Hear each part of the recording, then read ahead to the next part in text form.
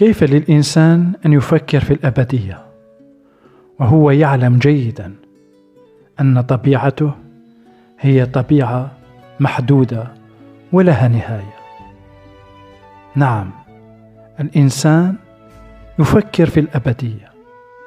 وبالنسبة للفيلسوف الكبير الفرنسي ديكارت، قال أن هذا دليل عن وجود الله، وهو برهان يستعمله من أجل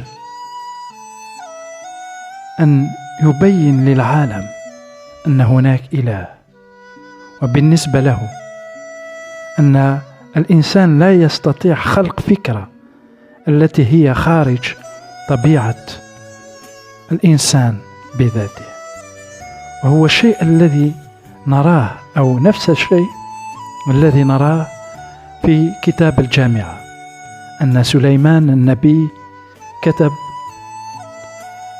في الإصحاح 3 الآية 11: صنع الكل حسنا في وقته، وأيضا جعل الأبدية في قلبه. نعم، الله جعل الأبدية في قلب الإنسان، وعلى الرغم أن الإنسان له نهاية إلا أنه يستطيع التفكير في الأبدية.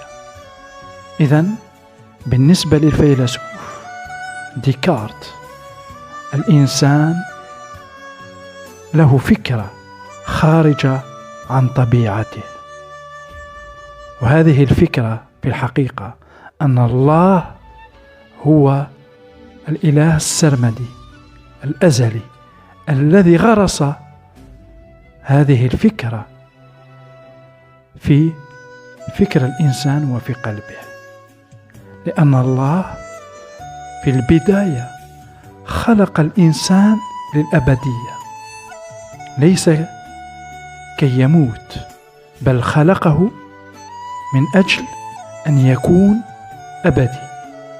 لكن إبليس بشره بخطيئته استطاع أن يسقط الإنسان في الخطيئة، إلا أن الله نعلم جيدا أنه اختارنا قبل تأسيس العالم، حسب الرسول بولس في رسالته إلى أهل إفسس الإصحاح 5 الإصحاح 1 الآية 5.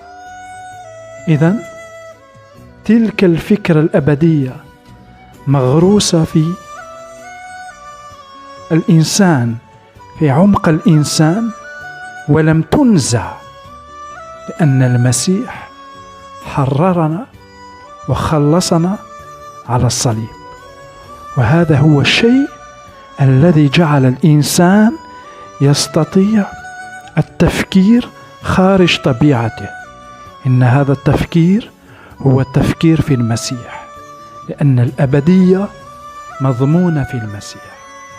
اليوم أنت أو أنت لديك هذا الشعور، هذا الإحساس، هذه الفكرة أنك تستطيع أن تكون للأبدية، لأن الله غرس في قلبك أو في قلبك هذه الفكرة الأبدية التي تجسدت في المسيح على الصليب.